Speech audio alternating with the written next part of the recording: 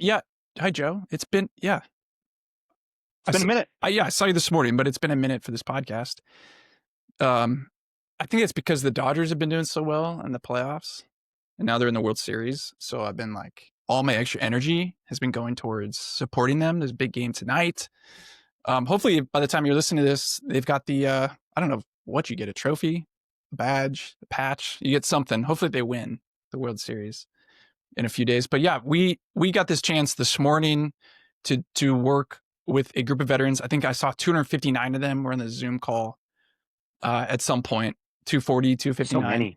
So many. And it's a group called Allegiant Vets. These are all Skill Bridge interns. Fantastic organization. Big shout out to Marcus Haney, CEO, founder. He was on the podcast a while ago. And we get to come in once a month, and now even more so, to guide them through the Vector Accelerator course. And so one of the exercises, the third exercise, is something that we haven't quite covered on the podcast before. So that's what I thought we could cover. And my question to get started, drum roll, is if you can go back to 18-year-old Joe, and 18-year-old Joe could visit, I'm not going to name how old you are now, Joe 51. today, 51, I was going to say 52. Good thing I didn't say it. If 18-year-old Joe can meet 51-year-old Joe, and he's walking in your house right now, what would he be surprised about? Oh my gosh, dude, that is hilarious because you'd be like, how did that happen? Like, Yeah. 18-year-old Joe uh, was basically trying to escape where he grew up, right? Wanted something different, Uh-huh. knew that his life was not going to go anywhere if there was not a drastic change. And so luckily the military provided that change to leave, Yeah. meet new people, get some sort of a job that would Yeah. feed me and tell me what to do and where to go, and not realizing that 24 years later it'd send me on this trajectory. I mean, it's just a wild thing where super undisciplined, not a great student in school, wasn't engaged much, was not definitely not popular. Mm. um and then finding my way navigating through this thing that the military provided, where Yeah. identity, right? All the things that we talk about with Right. Vector is identity, purpose, belonging. Well, what's neat is now in this spot where I'm at today, Yeah. after the military, it's 9 years. I just calculated this recently, 9 years since I've been out, Oh, wow. and I'm still moving in a really cool trajectory. Um, but thank goodness I had you in my life and these questions that we're asking veterans today through Vector, to help me get here. Because Mm. I think I might have been a little lost probably on my own, like so Mm. many veterans Yeah. do so on their own. So I would say I'm in a really good place, and I would be shocked in a good way, Uh-huh. and super excited that, damn, that's where I get to be, Yeah. and it's weird saying that. It's so weird because I don't want to sound like I'm full of myself, because No. believe So me, it I'm not. sounds grateful, not braggadocious I'm or 100% grateful. yeah. I mean, I think that's what I wake up more every day realizing, is just a sense of gratitude for sure. What about 9 years ago, Joe, getting out of the Navy? What do you think that guy would be surprised by you today? So is this before the deep dive Yeah. questions, or is this after? No, Okay, before, before the yeah. deep dive questions, I would still be proud and happy and grateful. I'm like, wow, I didn't think that was possible. Because I think in most of us veterans, we I don't know why we do this, but we think that life is basically linear, because our careers maybe felt linear, like you kind of go from Yeah. pay grade to the next pay grade, you do duty station to the next duty station. Yeah. But what's funny is when I ask veterans, hey, was your life or career in the military linear? And all of them laugh and say, no, hell no, Huh. it wasn't. Like I got, Interesting. I got orders when I wasn't expecting to go here. Now all of a sudden I have to go over here. Yep. A war happened. Now my life changes and my family's life changes. And so there's all kinds of up and Hmm. downs, um, and the Unexpected trajectories. turns. It's not linear. And so Yeah. for some reason, when we talk about leaving the military, the natural progression of Hmm. things seems like a check in the box, or like a linear line with dots, and okay, Yeah. I accomplished this, then this, then this.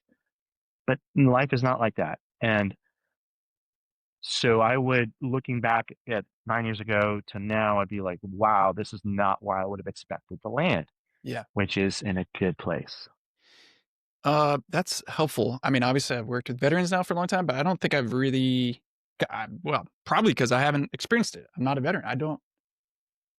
I guess the idea of things being linear is an interesting concept. I think that's why this question that we're gonna talk about today is can be helpful, but also maybe distressing to some people. Like, so the question is, what kind of life do you want to have? And that's a different yet similar question that most veterans get when they're in transition. I think friends and family will say, "So what are you going to do next? What's your plan after you're out of the military?" And that is in the same ballpark as what kind of life do you want to have, but it's a qualitatively different question, right? It's like, and I think the first question does lend itself to what is the linear logical leap from what you've done to the next thing. And the question we're trying to get at is, yeah, let's look at that. Let's look at what that logical step would be, but then let's try to defy logic for a second because we're in America. We can do that. That's the American mindset. What would the wild leap be that is illogical? And then we can backfill that with the little, stepping stones or lily pads to get there. But if you've been this and now you want that, you know, let's just explore that. Let's just take 5 minutes. Let's take an hour to kind of sit camp in that dream for a second and see what it does. And maybe it's after that, it's just like, nah, that's just a dream, or that's for later, or that's just a sideshow hobby thing. But there was a guy this morning that was on the call that behind him had a bunch of bottles and he mentioned cigar and whiskey. And then the more he shared this dream about, I don't even know what it was, but it was like custom experiences for cigar and whiskey people and tours and traveling. And he starts describing this dream that he had, which is, I'm sure, not a logical leap unless he was like a supply logistics officer or something like, uh, Right. yeah. So helping people imagine that can be, again, distressing for a little time, but we want to actually help you do that because now would be the time to explore those things. The word explore is so huge because uh, I think when we refer to explore and transition, explore means do Google search, but that's not what we're talking about. Like, Great point. again, like kind of step back um, and think about the best parts of your career, no matter what it was, no matter how long it was, because there were good parts and bad parts. I mean, Yeah. just call it what it is. It was good and bad, and Yeah. we've all lived it. Um, but the good parts, what made it good?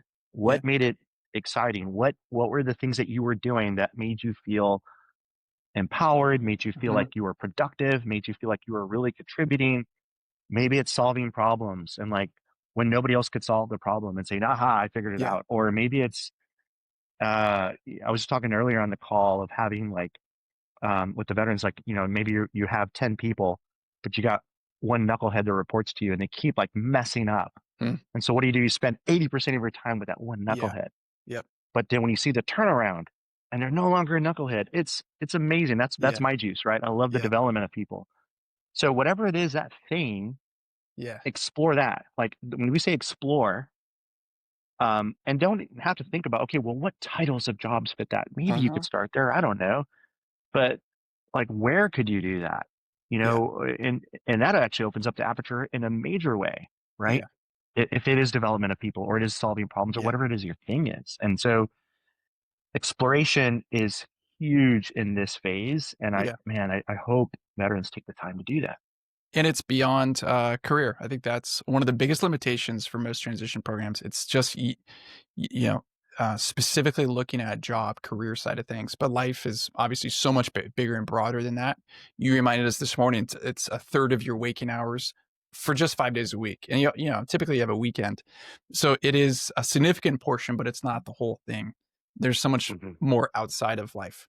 And I know for me, one of the ways I've imagined my life always going has been to always be involved in coaching kids and youth sports. And I've finally aged out of coaching my own kids, all three of my kids. And I just recently got this opportunity. Like someone asked me, "Do you want to be a high school golf coach?" And golf is like my Oh, number wow. one thing in the world. Coaching Yeah. kids is right there. And while I thought things were ending, I got to have this kind of dream rekindled.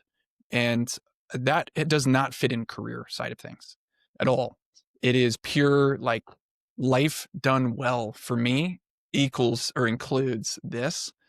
And if I were to try to fit that in, I just don't think it would work. I don't want to be a professional youth sports coach. But to not do it would be such a gap. And I know there's things that you're super into outside of work too. So this question is beyond what do you want to do for a job, which is how that normally is kind of positioned.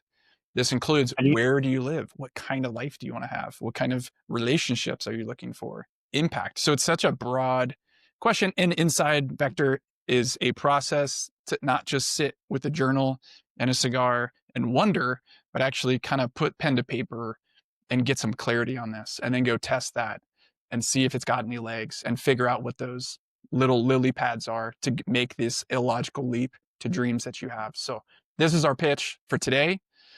Come check out this free program to help you get clarity because you've only got one life. You might as well do it well and not just do what everyone else says you're supposed to because that's the logical step for you. So vectoraccelerator.com. See you in there.